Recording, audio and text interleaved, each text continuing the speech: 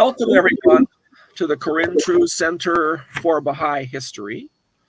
We were established by the National Spiritual Assembly of the Baha'is of the United States in January of 2024 to foster the study of Baha'i history, Baha'i sacred texts, Baha'i philosophical and theological subjects, and world religions and scriptures from a Baha'i perspective.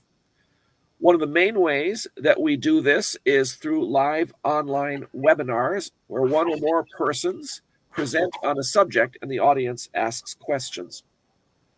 Today, we are pleased to welcome Ed Sevcik, the director of the United States Baha'i Archives. Ed holds a Bachelor of Arts degree in History and a Master's degree in Information Studies from the University of Texas. From 2007 to 2017, he served as an archivist at the International Baha'i Archives in Haifa, Israel, and since 2017, he has been working at the U.S. Baha'i Archives in Wilmette, Illinois, and he also does a certain amount of consulting work for Haifa as well, so he still goes over there occasionally. So that's our topic today is the archives for the Baha'is of the United States, and Ed is going to give us a little bit of an introduction and a tour of it. Welcome, Ed. Thank you so much for joining us today. Thank you. I'm very happy to be here. Good. I'm looking now to the first question. We went through, developed a series of questions here. And I guess the first question is really sort of historical that you suggested that we discuss. What was the origin of the National Baha'i Archives? How did it develop? And what is its mandate? All right. I will do the best I can. I warn everybody that my tendency is to go on about all these details because I find it so interesting. So I hope I don't overwhelm the audience with excess talk. But in essence, the archives had its origin in 1903 in Albert Windust's collection of translations of the tablets of Abdul-Baha. In 1903, a young Chicago Baha'i named Albert Windust, who was the librarian for the Baha'i House of Spirituality, which was what the Chicago organization called itself, but he was also a printer by profession, started collecting copies of the translations of tablets of Abdul-Baha, mostly to United States believers. And he would actually ask people, he had a little form that he would send them to copy out the text of the tablet. Sometimes they would attach a copy of it that they had, typically of the English, not a Persian original. And he later published these as 3 volumes of a set called Tablets of Abdul-Baha Abbas. And his collection became the seed of the Chicago Baha'i Archives, which in later years the National Spiritual Assembly took over, and it became the National Baha'i Archive. So in a sense, the archives goes back to 1903, and that makes it one of the oldest sort of organizations or offices that still, kind of has a trail going back to, to its history. The most precious documents in the National Baha'i Archives are several original tablets of Baha'u'llah, about 2,800 tablets and cable messages of Abdul-Baha, originals, and about 9,000 letters and cable messages from the Guardian, the bulk of them addressed to the National Spiritual Assembly and its predecessors, but also to many individuals. They've come to us with people's papers. The most famous tablets that we hold are the original of the tablet to Ahmad in Baha'u'llah's handwriting, and the originals of the tablets of the Divine Plan of Abdul-Baha. So in 1940, so the archives developed and the National Spiritual Assembly ran it. It was originally in a bank vault in Chicago. And in 1945, Amelia Collins graciously donated funds for a big York. It's kind of like, it's a vault. It's kind of like one of these big safes on, but it's sort of mounted in the wall, which we still have in the House of Worship. It's built in the lower level near Foundation Hall. And the precious writings were stored in there for many years. And then since then, there's additional secure storage has been built for them.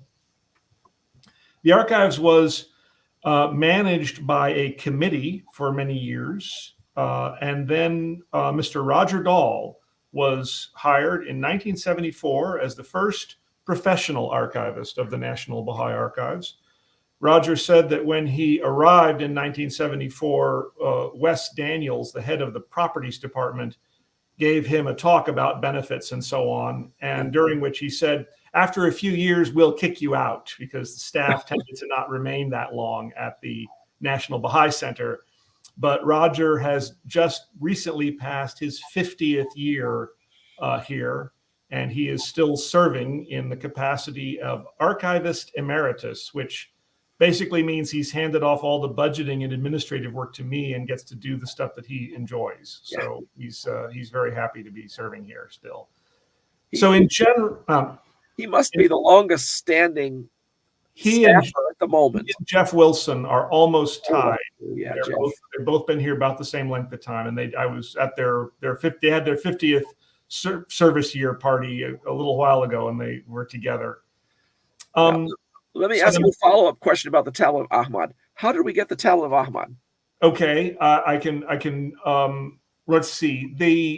The best description is found. There's an article by Mr. Faizi in the American Baha'i. I think it was reprinted a couple times. I think actually it's Baha'i News. I think it was most recently reprinted in the 80s, and that site Baha'i Works that has all the the publications scan, you can turn it up. Basically, it was brought here, and I'm blocking on the name of the. I think it was a Hand of the Cause brought it here as a gift by Shoghi Effendi to the National Spiritual Assembly in honor of the dedication of the North American House of Worship in 1953. Amazing. So that it has been here. It has been here since that time. Amazing. Well, sorry to interrupt you. Continue what you were saying about. Not at all. We do get questions about the Tablet of Ahmad, and since I'll note that the several, we have that, and we have a couple of other examples of Baha'u'llah's writing. We have a tablet by him to Abdul Baha, and we also have what is called a nash, which I think is like a writing practice. And these, like many items in our display of relics and tablets, rotate year by year, and it's refreshed in advance of the National Convention each year, so the delegates can see the new display. The Tablet of Ahmad comes up every 3 years, and I think it's next supposed to come up in 2026. But our pending move to a new facility may affect that. So people that may want to come just to see that are advised to contact us in advance, and we'll kind of let you know what's up. Anyway, the mandate of the archives. Okay, the archives is the repository for the inactive records of the National Spiritual Assembly and its offices and agencies. Every year, National Center offices transfer to the archives files that are no longer required for their current activities. Files and records that have their existence now entirely in the digital realm are handled somewhat differently, but the archives consults with departments and agencies about how to maintain their digital records. The archives is beyond that. The archives is interested in a wide range of personal papers of members of our community, such as correspondence, diaries and journals, calendars, notes, invitations and event programs, local invitations to local events, photographs, audiovisual recordings, and anything that chronicles the lives and services of members of our very diverse, very wide-ranging Baha'i community in the United States of America. I point out as an aside that Alaska and Hawaii have their own national archives. So even a small collection of personal papers could be of great assistance to future researchers, and we're always happy to consult with interested Baha'is about donations of their personal papers or historical records.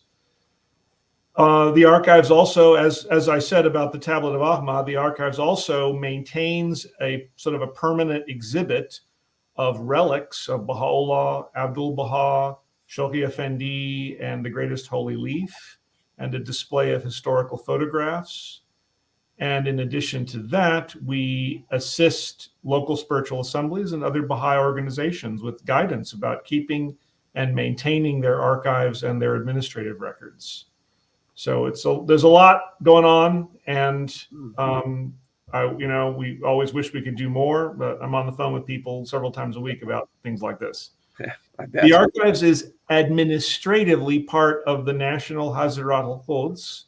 It's not part of the House of Worship, but it is located for pragmatic reasons, has been located in the ground floor of the North American House of Worship for many years.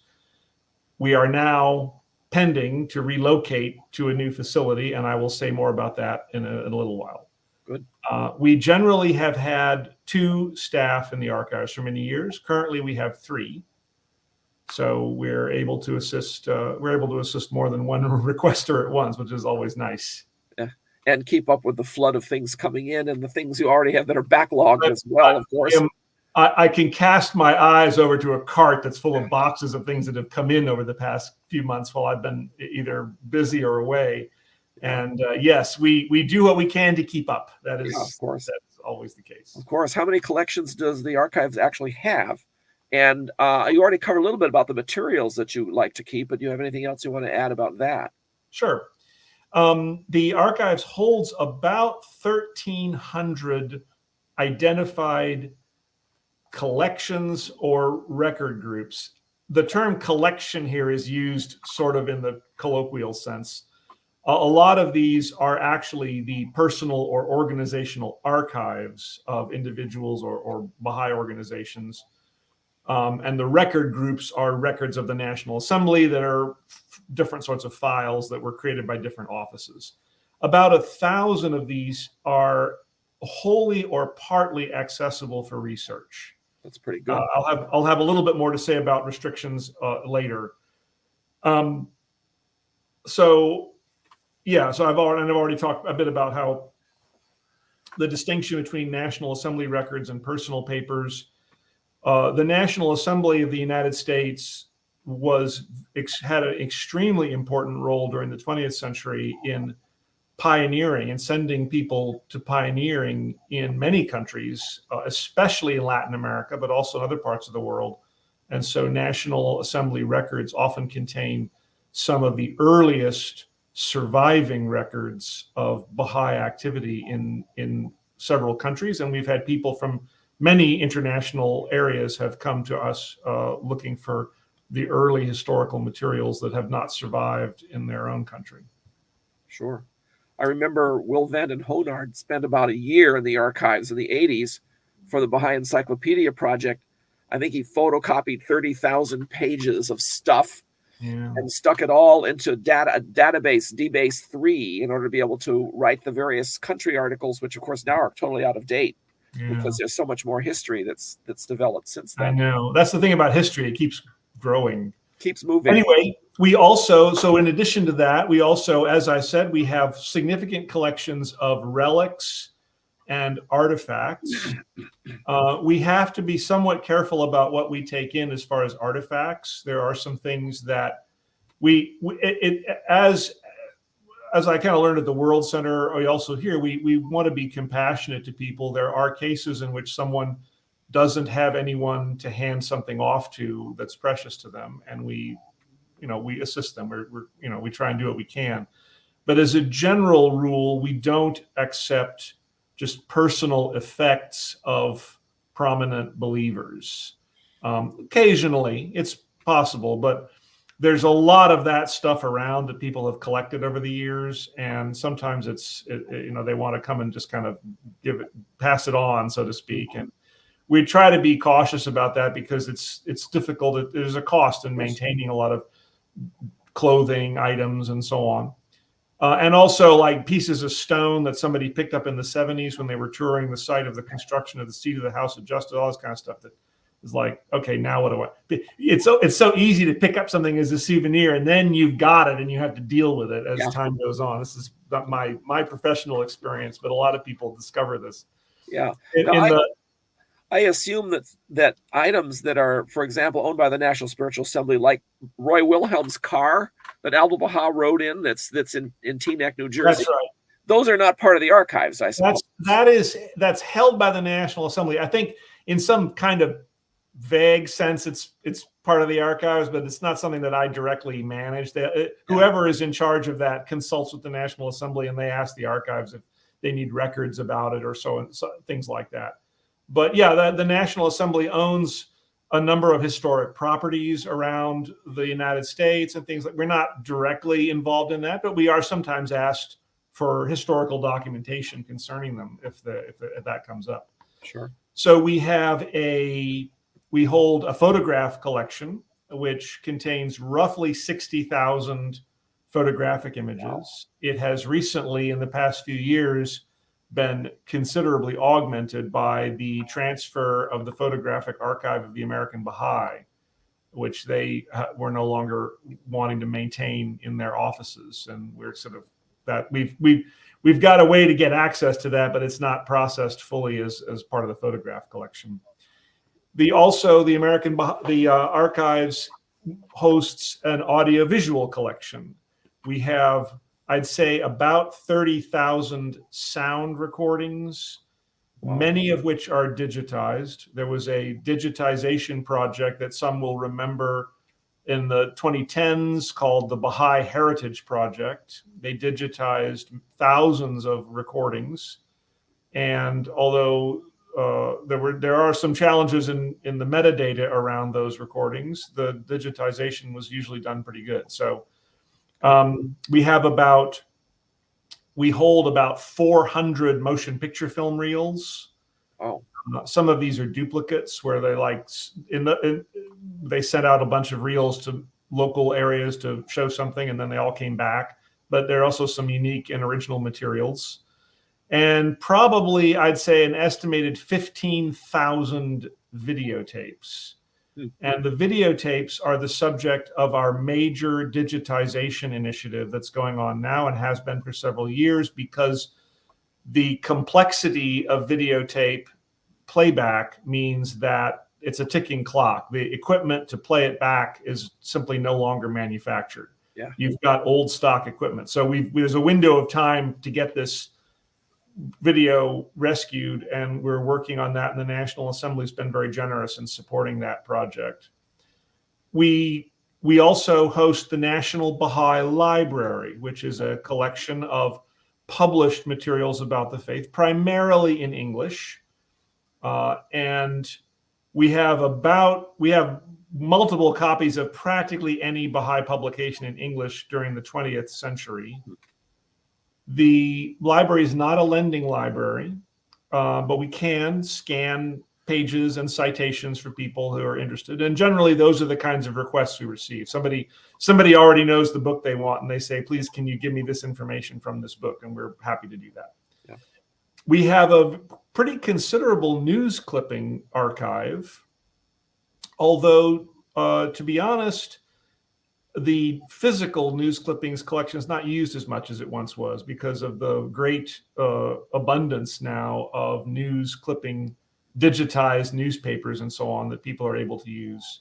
Right. But we still do maintain that. We are no longer collecting clippings. We're no longer intentionally collecting clippings from smaller regional or local newspapers. The work was too much for the benefit.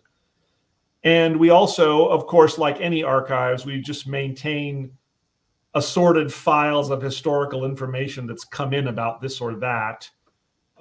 We have a very extensive biographical information file. It certainly doesn't include information about everybody, but if someone had national level services, there's usually something about them in it.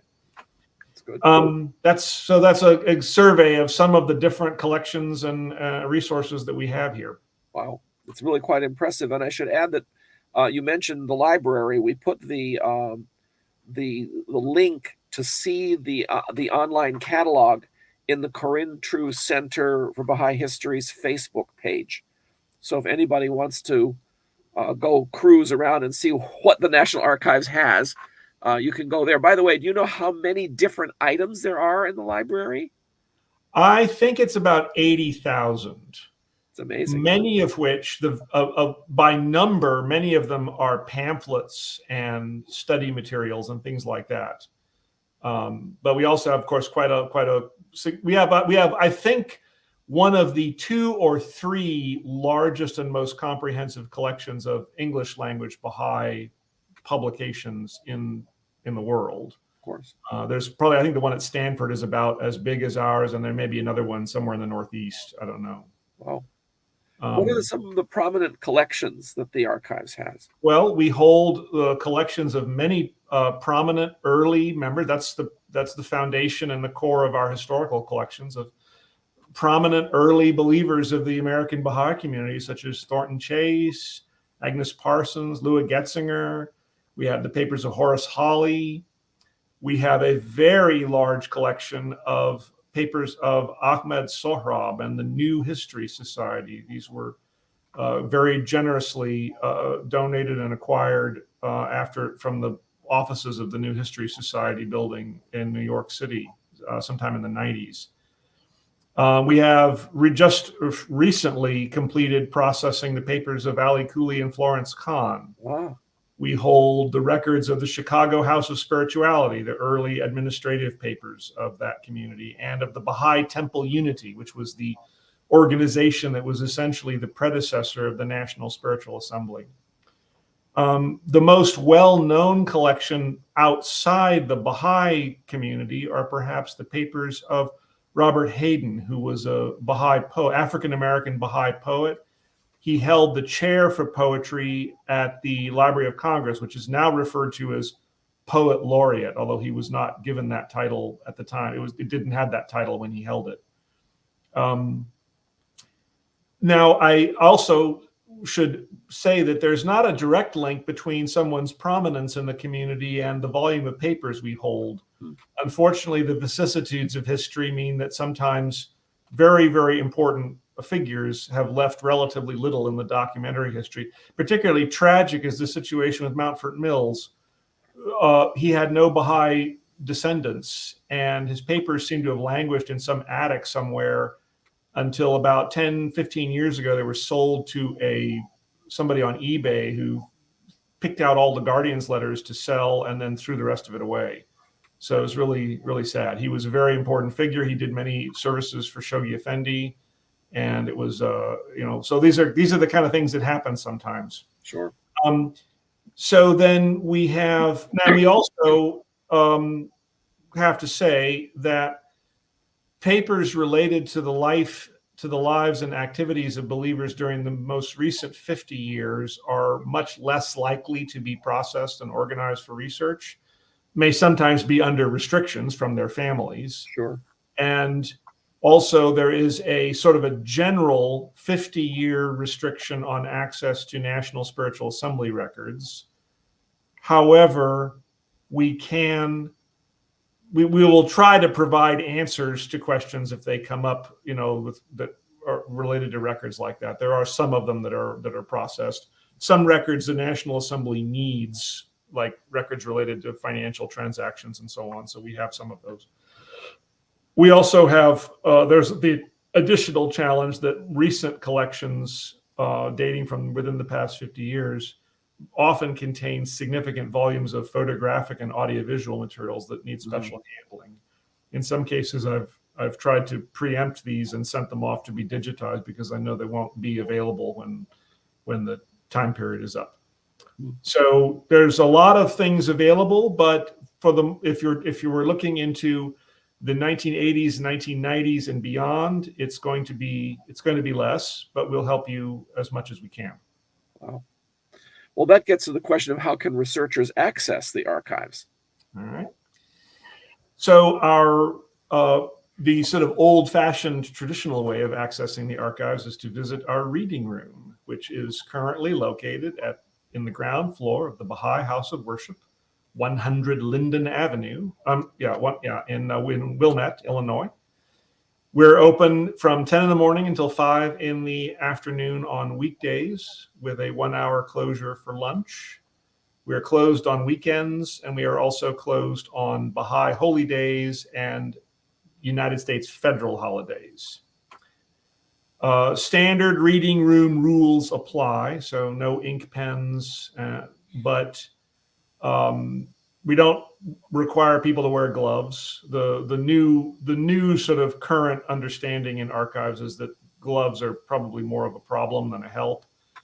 But researchers need to have clean hands, and there's some control. You're only supposed to have one folder out at a time and turn the pages carefully. There's a staff member there to help the researcher work. But researchers are generally allowed to take their own photographs of documents with their smartphone or camera as they wish. Yeah, you don't have a photocopying machine currently available. We do have a photocopy machine currently available if that's needed, but it's less convenient to do that, although we will help a researcher if they need one or two things. They just want a paper photocopy of something, we can do that for them. It's not a big problem. For remote researchers who aren't maybe in a position to visit us easily, the best way to contact us is by email. And the email address is the word archives@usbnc.org. Stands for US Baha'i National Center.org. usbnc.org. That's our preferred way of communication. If requests come in by telephone, we're happy to respond, but generally the request gets put in the queue with the email requests. We try to respond to requests as best we can and as fast as we can. Our priority, of course, is the National Spiritual Assembly requests and the requests from its offices to do its business. Otherwise, we try to handle requests in the order that are received, but some requests are significantly more challenging than others and can take longer to fulfill. So we do what we can. We try to, when an email request comes in and we can't get to it right away, we try to respond and say, your request was received and we'll be responding. But if you haven't heard back from us in about 3 weeks, give a follow-up and we'll let you know what the situation is. We can provide relatively small amounts of either digital or paper copies, up to about 30 document images, free of charge. If the request is larger than that, it's 15 cents per image for the whole order. Now, the real challenge with that is that because of a whole bunch of issues that would be very tedious to recount here, we can only take payment by personal paper check. We are locked into the 20th century in that sense. And so we'll give you instructions on what to make the check out to and so on and so forth. But you'd have to mail the check to us. For photographs, we typically provide the digital images free of charge because we keep the images on hand and use them again later. So I've kind of given up charging for those. If it's a huge order that's going to require an awful lot of work, we may have to charge something just for that. And anybody who's wishing to come and visit our reading room is asked to make an arrangement with us first by email as early as they know their schedule. And part of that is because under some circumstances, accessibility may be limited. For example, for about 2 weeks preceding and through the national convention, we are not accessible. So there's some things like that you want to check with us as soon as you know your arrival dates to make sure that we are going to be able to help you as much as we can. Yeah, that makes sense. I've always emailed ahead of time, and it always has worked out quite well, actually. It's always been excellent for us. Yep, that's right. What kinds of requests that you receive do you find the most challenging? All right. So this goes back to how can you get the most out of the archives sort of question. And so it's good to remember that the core archival function is to provide stored materials, stored archival records to requesters, whether in person or nowadays very often remotely through copies. But many requesters don't actually want a copy of a document. They want research done and an answer about something. Yeah.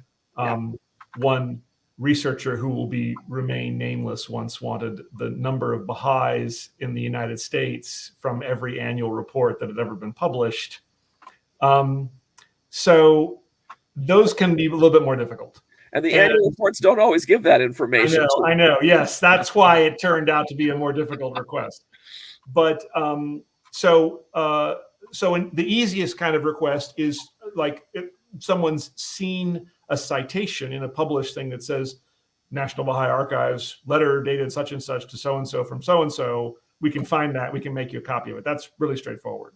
But requests requiring us to go and sort of look through records and try and come to some conclusions are more challenging, and we'll do the best we can, but you have to understand that that's verging into the kind of work that we would normally expect someone to come and do in our reading room, looking through lots of records for something. We relatively often we get requests from people who are looking for information about the earliest believers and Baha'i activities that are in their town or their area.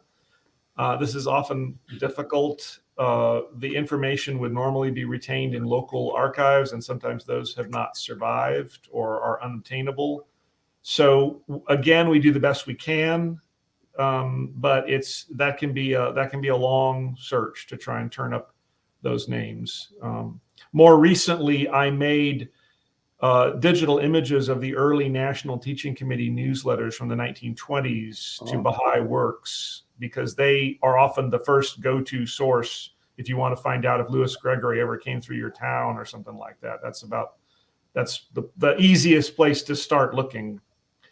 And with reliance on that, we always advise, as archives generally do, requesters should make efforts to exhaust the resources that are available to them, either published resources or local believers in their community, work the network, public and government archives, and so on, in order to narrow and focus their inquiry and be able to make the best use of our collections. Yeah, that makes sense. And it's also important to understand, and I'm sorry, some of your experienced viewers will already know this, of course, how archives are organized. Things are not necessarily organized by subject or topic. They tend to be organized by provenance, by function, in all sorts of different ways. For example, all the letters written by a person like Martha Root will not be in Martha Root's papers. They will be scattered through the papers of all the different people she corresponded with, because those people received the letter and it's therefore part of their archives.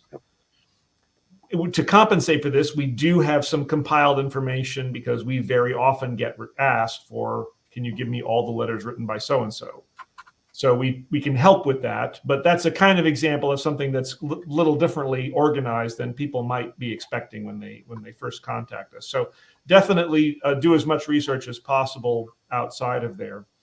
But we do know that we function essentially as the Baha'i National Center's historical research department, and we try to help requesters as much as we can. We tabulate some kinds of information, such as the appointment dates of counselors and auxiliary board members, because this information is regularly requested, and the places where it's noted can be scattered in lots of different letters and publications. That's largely due to the efforts of Roger Dahl and the other staff member here for many years, Lewis Walker, who some may remember. They did quite a lot of really wonderful work to compile information on various subjects and topics.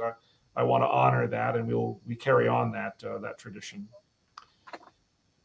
Very much so. Yeah, Lewis was an amazing resource, absolutely amazing resource. What sort of online resources have you been developing? Okay, so the talk about something posted on Facebook has kind of preempted this, but basically we have the catalog of the National Baha'i Library is online, and the link is available as Rob just posted it.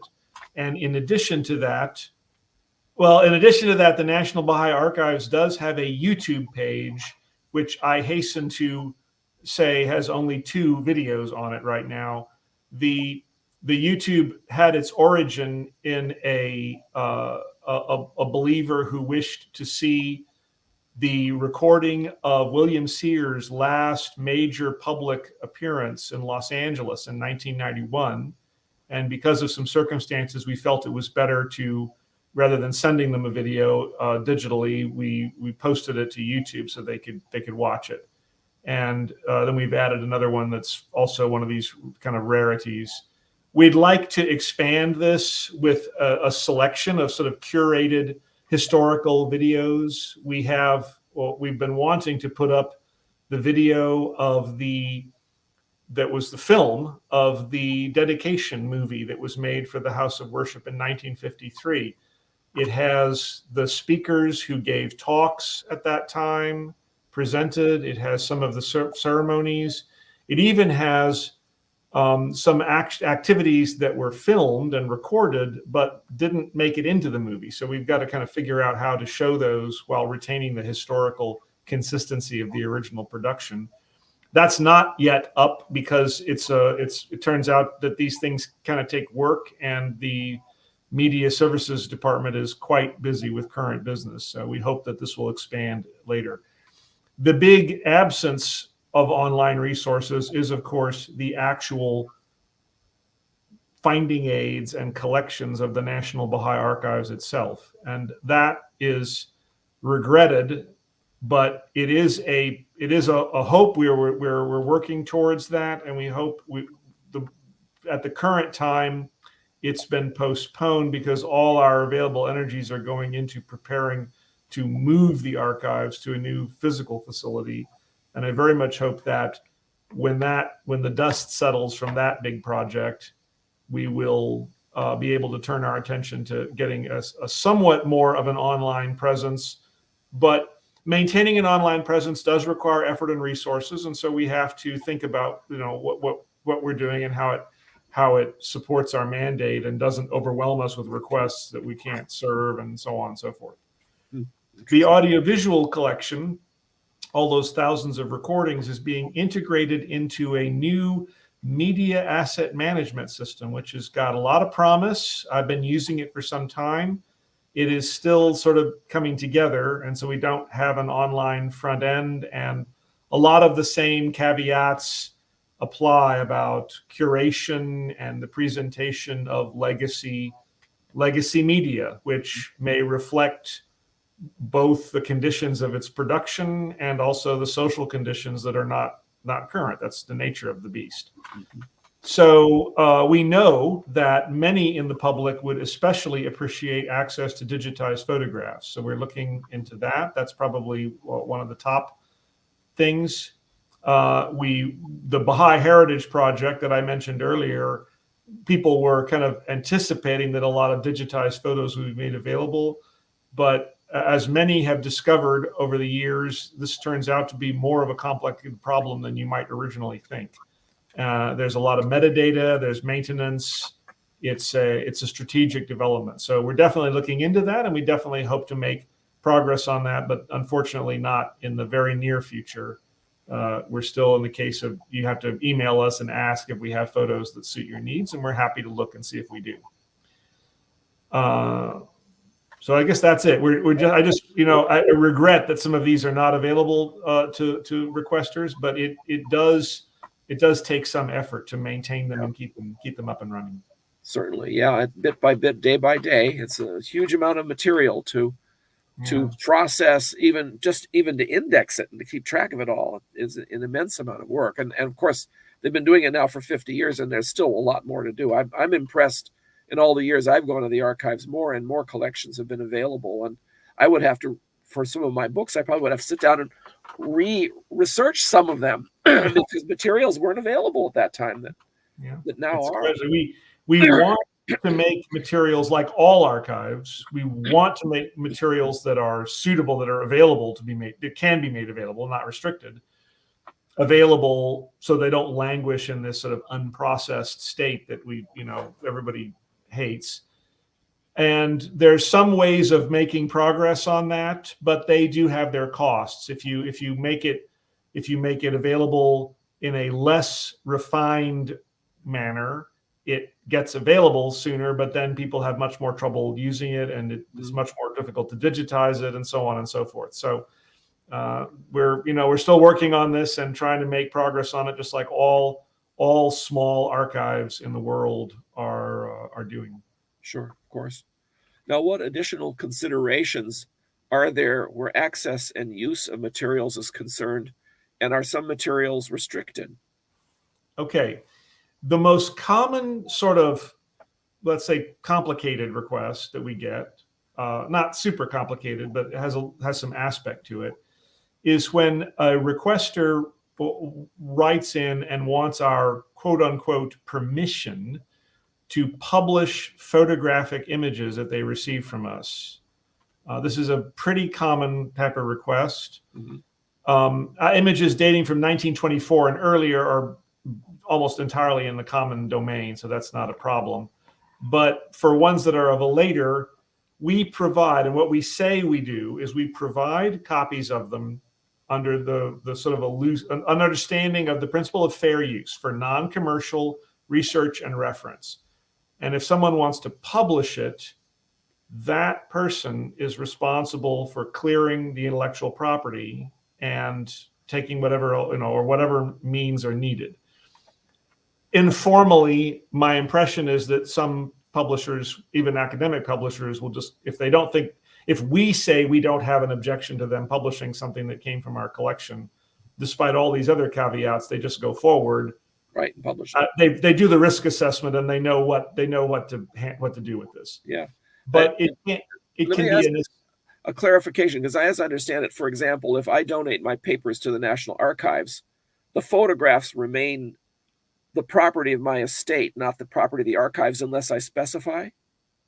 Well, the photographs remain. The photographs are donated along with the estate. They become the property of the National Baha'i Archives. But the contents of the photographs, such as the images of people in them,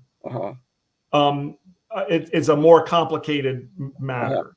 And the right to reproduce a photograph in a commercial sense may not. We may own an actual physical thing, which is the photograph, but we do not own the right to reproduce it. We cannot give that right to someone else. Yeah. So that's the challenge. Now, we try to provide whatever information we have. If the name of the photographer is written on the back, we provide that.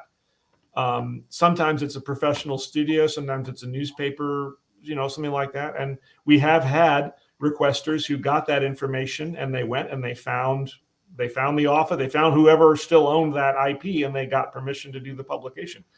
But for the vast majority of our photographs, we don't know who took it. And even the persons whose papers it came in might not have been the person who took it. Right. There's all sorts of issues with this. So essentially, it's we say what we can, which is that we as the archives do not have any objection to it being published, but we do not own the intellectual property of it, and we cannot grant that. Yeah. So this is, in my experience, this comes up most starkly when people are trying to publish with a self-publishing company like iUniverse.com or something like that. These publishing companies have, in recent years, have become extremely strict about getting IP clearance for photographs. This is because people were abusing them to publish books that violated all kinds of different rules and morals and so on. And this is why we can't have nice things.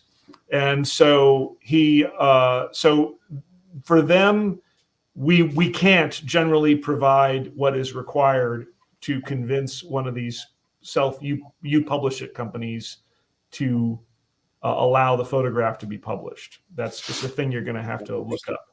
That's interesting. But generally, academic publishers will do a risk assessment, and they know how to handle it. If somebody does show up later and says, that's my photograph, they know how to handle it. So in many cases, they'll take our statement and they'll make their own decision as best they can. This is the reality of the world we live in, but we can't take responsibility for that. The other thing about restrictions is that unlike a public archives, we are guided by Baha'i principles mandating the preservation of human honor, which is that's a statement referenced in that Constitution of the Universal House of Justice. That's one of the roles given to the House of Justice, and that descends to all of its subsidiary organizations. And this includes the honor of those who have passed on and whose papers we have and are consequently, in a sense, a person who is dead is in a position of weakness. They can't defend themselves against the misuse of their papers. And so this is a restriction that generally public archives don't face, but we have to take it into account. It doesn't restrict us very much. Most documents, the vast majority of documents and the vast majority of topics are free for researchers to look at. But some administrative records dealing with the personal lives and challenges of individuals and documents such as the National Assembly's minutes are permanently restricted, although we can provide summary information from them, and we try to help as much as possible. A small number of personal papers are also restricted in the sense that photographs of them can't be taken.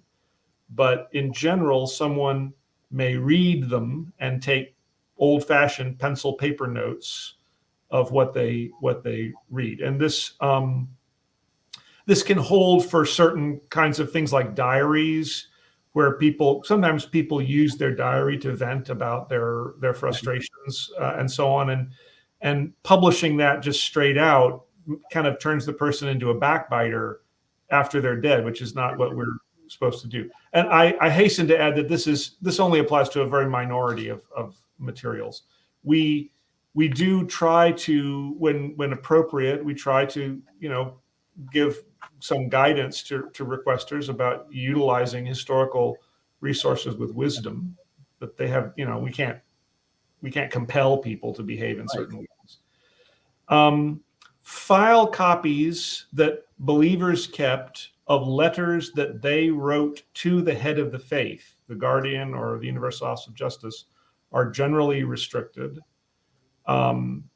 Although in many cases, it's not possible to know whether it's an actual file copy of a sent letter or just notes or a draft or something the person might have had in their papers. So we don't, we do what we can on this. This is a principle that the International Baha'i Archives also holds, is that communications from believers to the head of the faith are held in strict confidence, and we try and honor that to the extent that we can.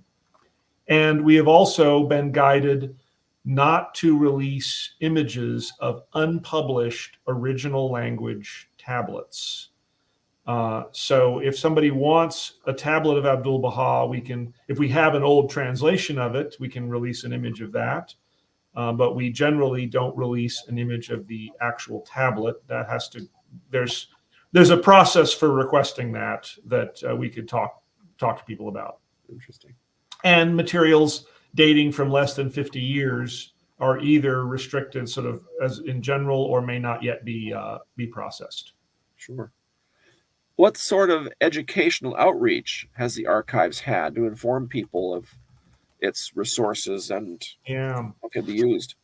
The educational outreach that we would like to do more of, and that we have done some of, is actually exposing people to what it's like to work with archives in the hope of cultivating more familiarity with this path of service in the Baha'i community, because there is a need for people to be able to give this service either in archives or in the allied profession of records management. So it would be nice if we could have youth year of service doing some work in the archives for a period of time. That's always a great thing. Unfortunately, in our current quarters, lack of space almost always prevents that. We really don't have a much space to work with. We're hoping to do that more at our new facility, and we'll just continue to keep that as a priority as much as we can. I can't predict how much that will grow. We also, as far as outreach and educational activities, the most common one is to provide guidance to local spiritual assemblies about handling their own records, what they should keep, how it should be, what's practical for them to do given limitations of storage and money and resources. We'd like to do more in this area. Much of this documentation is available already on the Baha'i Online Services account, but we're happy to provide it and talk people through questions that they have. Sure. That's about what we're doing. Roger, also, when people visit our reading room, we also provide them some information about the archives and also about archives as a career, hoping to find more archivists. And also, of course, you got a Wilman Institute course on how to use the archives. Oh, yes, that's right. Yes, how to promote them and organize them. I can't remember all the list of adjectives there. That's right. It's and I think probably by now 200 people have taken that course, maybe something like that. And we're talking about archives, national as well as local archives all around the world. So it's been, I think, probably a useful effort as well. Yes, it has. I'm sure it has been. Roger Dahl has been a regular participant in that for many years. Other than the U.S. Baha'i Archives, what other archival collections are available in the United States? Okay. Well, this is an area where I hasten to add that the historians are likely to know more than I do, because I've picked up the information, and I think if there's a wide interest in this, there might even be a role for the Corinne True Center to have a resource of just Baha'i related collections of interest that are held in various institutions. So that's interesting. But of course, there's lots of resources: government, newspaper, digitized collections, census documents, immigration documents, Find a Grave, Ancestry.com, related services like that. There's lots of things that people have access to now that they didn't even 20 years ago. What I do know of, I know about the Arden Lee papers, which I believe are at Stanford. That's a very large collection. And Stanford in general seems to have had a long-standing interest in collecting Baha'i materials. I think they have a very wide-ranging collection of published Baha'i literature as well. Elaine Locke's papers are at the Moreland Spingarn Research Center.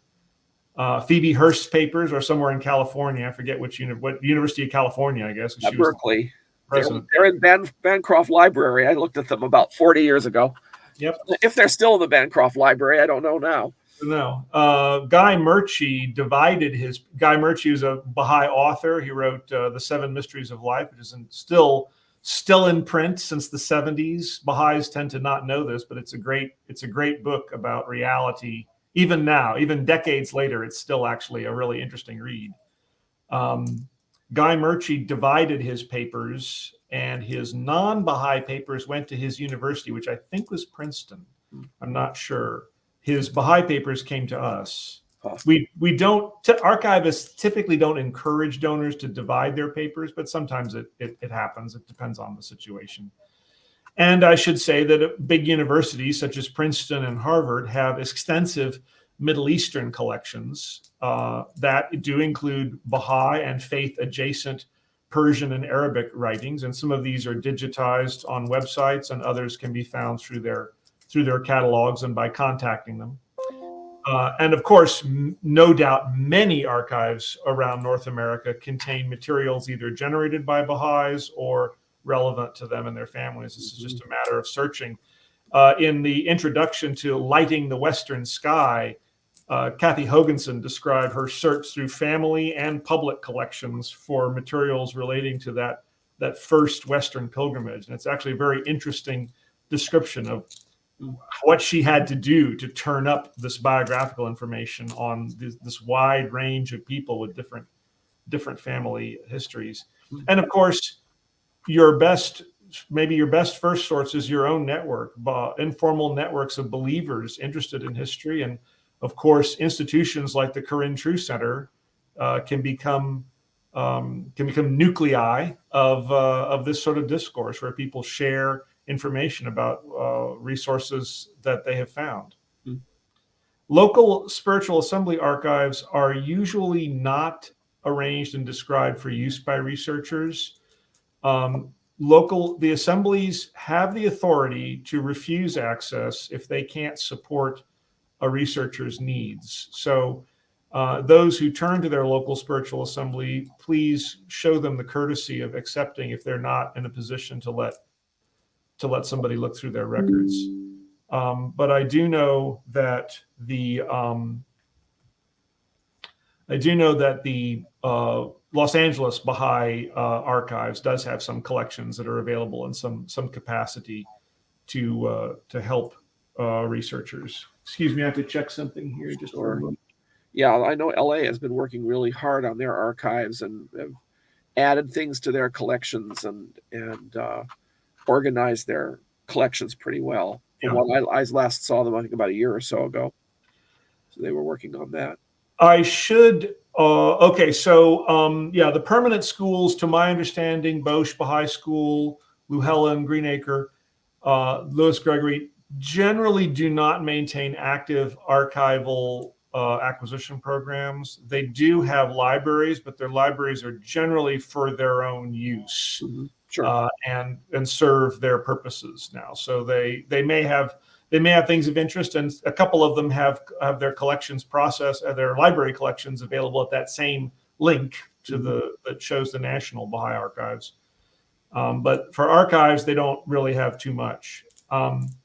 As a side note, we should mention that the archives is still searching for letters written by Shoghi Effendi, which we know were written because the Guardian's secretaries kept records of them, but we don't actually have the letter. And there's you may see a little thing in the American Baha'i. It's been going for years about letters to these people. We do receive a few of these each year as people turn them up. But it's also notable for the historians among us that the Guardian also wrote, I think, a couple thousand letters to non-Baha'is. And practically none of those are accessible. So if any letter by Shoghi Effendi to a non-Baha'i turns up, it would be of historical interest. I was chasing one of these some years ago, but I ended up never getting a response from the people I was contacting. Interesting. Now let's talk about the new archives facility. I gather it's not going to be in Wilmette. They're talking about moving it farther from the house of worship. Yes, that was a change in plans. For a number of years, the National Spiritual Assembly wanted the archives to be located sort of near the house of worship. The archives, as I mentioned, is administratively part of the Hazira. It's part of the National Baha'i Center. It's not part of the Mashriq al-Azkar. But they wanted it near the house of worship, and it was a building that had been chosen for it, and much talk was about this. But after a lot of research and with very talented professionals, it was found that trying to construct an archives in that building would be cost prohibitive. It would be far too expensive, and it would also have some other consequences that weren't really optimal. So the plan changed to a building in a town about 15 miles west of Wilmette, reasonably conveniently accessible by car and even accessible by public transport, although it's a longer trip, which is a very nice building. The National Assembly's owned it for some decades, and it is a very commodious, sturdy building. In fact, Roger Dahl and I had examined it in the 2010s when we were first thinking about this and thought that it would be an excellent archives. At that time, the National Assembly didn't want to go there. Yeah. But we are now moving forward with that plan. I expect some progress will happen. We're getting very close to getting the contractors in to actually start building stuff. Wow. So it's with fingers crossed, it's going to be done this year. I've been saying that for 5 years now, so I have to kind of say, well, God's time. But we do think that this is a doable project, and it will be a very nice, durable, resilient archives that could last for many, many years. And if in time to come the National Assembly decides to move the archives elsewhere, this building can be returned to another function without difficulty. So that's where we are, and we'll be keeping people up. So I think for for inquirers and requesters, the major concern is if you're thinking of needing to come and use the archives late in this year, like in the fall and winter of this year or into the spring of next year, get in touch with us and make sure that we're going to be available. We'll try to keep open as much as we can. Sure. But when we start moving things, there may be a period of closure. Of course. Are they still looking for donations to support the construction? Yes, the fund is still open to donate. I shouldn't say anything that the fund is still open to donate. So by all means, anybody who wishes to may. I think it's no longer showing up in the notices that come out monthly, as it was alongside the Shrine of Abdul Baha. But I believe if you go to your fund, your online services account, your contribution center, it shows up as a fund that can be contributed to. Well, the National Assembly, my understanding, I'm not an expert on this, but I understand that the National Assembly has, in recent months, kind of been emphasizing general donations to the fund, which can be used at the discretion of the National Assembly, which of course is supporting the archives as much as need be. Sure. Well, that was actually one of the questions that we have, and we have quite a long list of questions that have been coming in during this discussion. I think you'll find a lot of them quite helpful and interesting, actually. And some of them go back a ways. Various people have also been making comments. If you could, I'm sorry, Rob, if you could let me pause, let me step away for just 1 second. I think a plug has fallen out of its socket and I'm about to lose computer power here. So I got to fix just that. give me like 30 seconds to run and do this. Sure, we can certainly do that. There's been quite a lot of interest in this from what I can see with these different questions, and I'm delighted that people have been watching. One reminder, of course, is please ask people to like this video and subscribe to our YouTube channel and to become members of our Facebook page. That will help us in the future because once you're subscribed or you're a member, of course, you'll get notifications when these things are happening. We're no longer using Zoom, so we're not sending out a link which you have to register for. Instead, we're just live streaming over these two social media sites. So please keep that in mind and subscribe. Now, turning to some of the questions here, several people have made, like I said, comments. Bill Collins has made several comments. We know him, of course. Baha'is who have had regional, national, or international roles should consult with Ed if they are considering where to leave their personal papers and correspondence. I guess that means here versus the National Assembly of some other country or Haifa. So I guess that's another question or an issue that can be discussed. Yeah, we can. Happy to consult with anyone who has a legacy of their personal and family papers, and we can talk about managing the donation as they wish. We can have restriction periods. We can consult with the International Baha'i Archives. The International Baha'i Archives is also, they're also, all the departments in Haifa are concerned about staffing. Staffing is a challenge there. So they are very busy, and any load we can take off of their shoulders, we want to try and do. So we can work with them to find the best solution. Mm-hmm. Bill also notes, for newspaper clippings that have local significance, what methods should local Baha'is use to ensure that these are gathered and are available? So small local newspapers still are not digitized. Right. Well, they can be, if you have them, keep them on file, make a clipping, make sure that the source paper and its page and so on is written somewhere on the clipping. Sometimes the bane of our existence sometimes is clippings that don't have a source written on them because people didn't think that was important. Yep. And you can, the standard practice in libraries and archives for keeping news clippings is to photocopy them onto white paper, and after which the original clipping is discarded. And that's what we have done for the vast majority of our collection until the filmmakers showed up and they said, we don't want photocopied. We want to pan the camera over old crumbling 20th century news. We want the authentic things.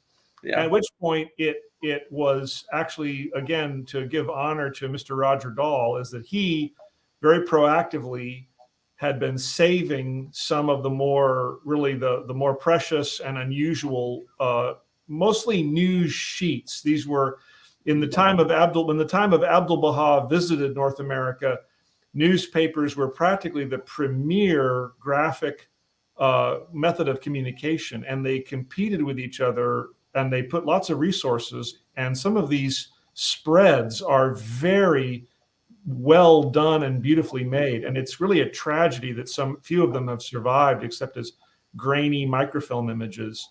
But we do have a few of the original sheets of the newspapers that reported on Abdu'l-Baha and other significant things, thanks to him kind of proactively saving some of these things when they turned up. So basically, I'm sorry, that was a bit of a digression. Digression is another occupational hazard here. But if news clippings in a local collection are too numerous to really photocopy, or that's just not practical, or if they're glued into an album, which they often are, or if you have these albums are also the bane of our existence, because they tend to be made of, like, until quite recently, they were always made of like the worst, most acidic garbage materials. Yep. So your best bet, if you have a lot of something like that, is enclose it in a big sheet of white butcher paper, tie it up with string, write on the outside what it is, newspaper clippings dating from the state range, and you can keep it on file with other items. News clippings are not going to fall to dust. They will get brown over time, and they can stain other papers that they are with, but they will be, they'll last. You put them, enclose them, and keep them in reasonable conditions, and they'll be okay for a long time. That's helpful. One person asks, does the archives have any interest in a letter to personal friends from a Baha'i who was on the National Assembly and on the Universal House of Justice? Also, a large watercolor painting by this same individual. Okay. We have many collections that consist of only one or a small number of documents. That is not unusual in an archives. And so if you happen to have just one or a few letters, the archives would be happy to receive these and can maintain it as a collection. The watercolor painting is another discussion. We do have a collection of works of art, which contains several hundred paintings and drawings. Some of them are very precious. We have a number of original paintings by Mark Tobey, a very significant 20th century artist. And others are, how do I politely put this? Products of more zeal than discretion, perhaps would be a good way of saying it. Some things have come into the collection that might actually stand to be reconsidered, and we may do that as we think of moving. So we have to be a little bit careful, because taking on a painting means maintaining it, managing it, keeping it clean, and storing it properly, and there's a responsibility to that. Also, making sure that the National Spiritual Assembly has information about these things so that they can use them for decoration or for whatever purpose is appropriate. The same is true with carpets and other matters. These things are not cost-free when they come to us, even if they're donated. So we do have to ask about it, but you're most welcome to write archives@usbnc.org, and we can see what might be the best approach. Very good. Another question here. What are your thoughts on the loss of history, particularly local Baha'i history, when important local figures die and their papers are lost, or when spiritual assemblies are dissolved and their records are lost? Well, it's, of course, I'm an archivist, so I don't like it when papers or records are lost in any sense. But I also recognize that this is unfortunately, this is a thing that has happened throughout the history. I mean, when people talk to me about digital records, these people say, "Oh, it's digital records are going to be lost; they can't be preserved." One thing that I can say is that digital electronic records are lost most frequently, despite technical obsolescence and so on is a real thing. But despite that, digital electronic records are lost for the same reasons that paper records have been lost, and that is people throw them away. Sure. It's either institutional failure or people just lose them. That's keeping records is a challenge. We try to encourage local assemblies to do it. And what was the last question? It was something.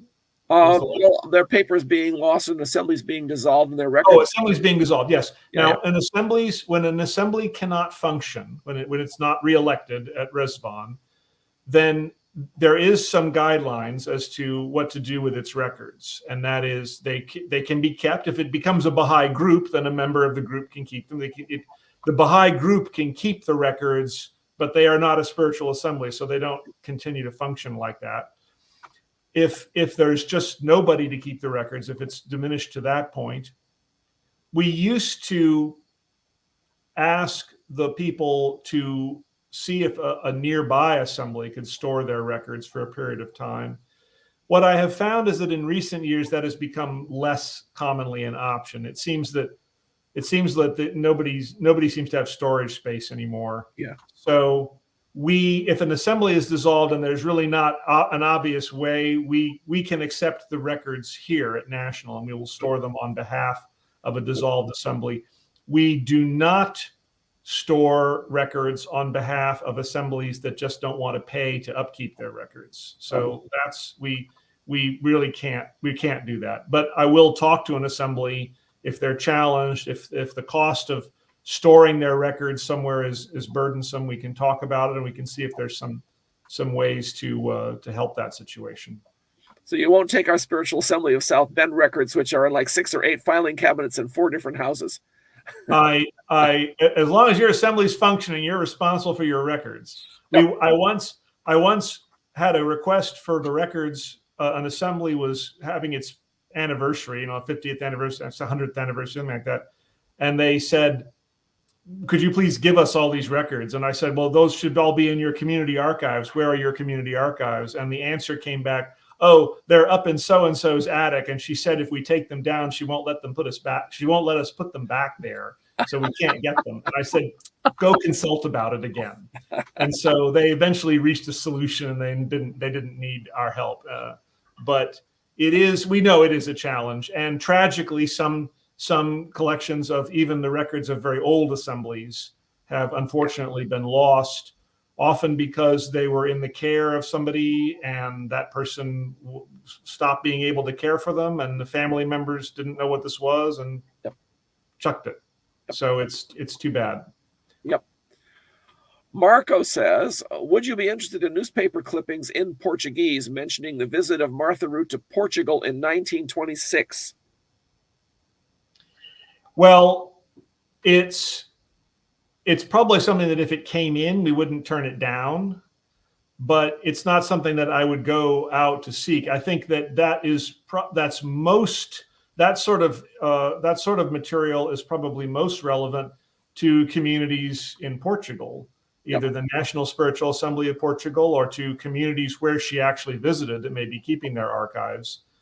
And I'd recommend that some effort be made to contact them and to find out if these are desired there. But if that's not going to work out, if it is a situation where there is no other place to hand them off to, we do accept things of that nature, and we can keep them. And in due course, they'll be processed and handled, and maybe passed on to someone else, or maybe they'll just end up getting digitized and placed in our archive somehow. Good. Looking on down here, because we don't have very many other comments here. One person notes that Thelma Thurston Gorham's papers are divided also between the Tallahassee Technical College and well, I guess that's where they are. She was an African-American Baha'i journalist, if I recall correctly. Jennifer says, I'm currently working with a private collection owned by Jeff and Jane Rhodes in the Santa Cruz area. We've sent 70 boxes of Baha'i materials to Stanford already. So there's another example of materials that are going to the Stanford collection. And another person discussing access to local archives says that the Atlanta archives have some access to them as well. Oh, that's good. That's good so to hear. That's good to know. And that gets us all the way down to that question whether we need donations, which we've already covered. So that actually covers everybody's questions. And I don't know if we're going to have any more or not, but we've had a good collection of questions today, I'm glad to say. Good. And it's nice to see there's so much interest in archives and history. Yeah, I guess the other half of the Gorham papers are at the National Archives. So I guess you have some, and the rest are at Tallahassee Technical College. I guess that heard that name. Yeah, she's. That's that reference. I think that's pretty much everything we've got today, and we've had a very good discussion. Thank you so much, Ed. This has been quite fascinating, and I'm sure this is something that people will be able to use, of course, in the future. Another person has also noted that the Washington, D.C. archives that's right. Yes, they have some facility. Yes, that's quite correct. And I think New York City as well, because I've accessed New York's a long time ago. New York, yeah. More recently, I've had some communication with New York. I mean, there may be people from them in here, so I don't want to talk too much. But it would be best to check with them, because I think their archives may be in transition from one facility to another or something like that. Yeah. A lot of communities, their archives are really not very well organized. So I remember going through, I think it was Portland, Oregon's, and I just was boxes. So that was, of course, 40 years ago. So again, things may be. Some friends, I believe, in Portland are working with their collections. I don't know all the details, but what I've heard sounds good. But I don't know how accessible it is. I believe the assembly is still being very careful about that. I don't wish to speak on behalf of assemblies. I don't know the current circumstances. Of course. But try to advocate caution and to always encourage requesters to be respectful and considerate and accept that an assembly simply may not have the resources to fulfill a request, even if they are attempting to put their papers in some better order. Yeah, a person on Facebook has said Portland has definitely been working on access. So we have a response to that one, which is kind of nice to hear. And I don't know about either Boston or Philadelphia or Seattle. Those are also old communities and presumably have some archival materials, but I don't know how much. People are now saying, thank you so much for a wonderful conversation, very interested and informative and these kinds of things. So I will echo their comments, Ed, and thank you again very much for this presentation, which I'm sure we'll have it up. Of course, the video will be up on our YouTube channel and our Facebook page so that people will be able to refer to it in the future. So I think that's it. Thanks, everybody, for joining the Corinne True Center for Baha'i History today. Please remember, again, to subscribe to our Facebook channel, our Facebook page, or our YouTube channel, and like our postings and videos so that the word gets around and more people are able to benefit from our services. We look forward to seeing you again at our next webinar, which I should note, there's been some changes to it. Adib Masumian's webinar, which was scheduled for April, is going to be moving to May. But I think in the next week, I will have 1 or 2 additional webinars announced. And of course, that information will be available on our newsletter when it goes out on March 1st, and possibly we'll do a mid-February newsletter as well. So we'll see about all that. Thank you, everybody, very much for joining us today, and have a great day. Bye-bye.